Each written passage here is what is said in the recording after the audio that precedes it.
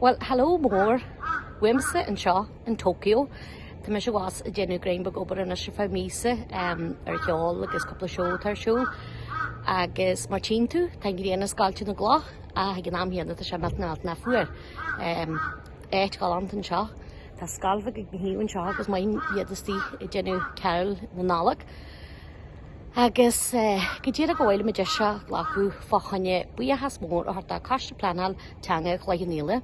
Hogadish dúsa a bheith mar Ambasadóir na Gaeltachta miana se anar mór agus pléisiir mór atá é dhéanú cinnte a go deachta má hólachaí Hamish Ambasadóir ág na bliana.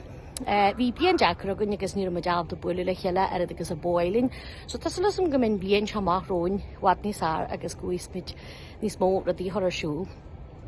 Gaeilge Chanainn wimsa gur bhfuilm go just nálaigh chuna reit le bhfuil léir agus tá sulas an go bheice sibh sa blion seamáróin agus go mé blian a bhhad níos ar go na miana agus tuairgí aradíh hen agus buinigí sult as an nálaigh.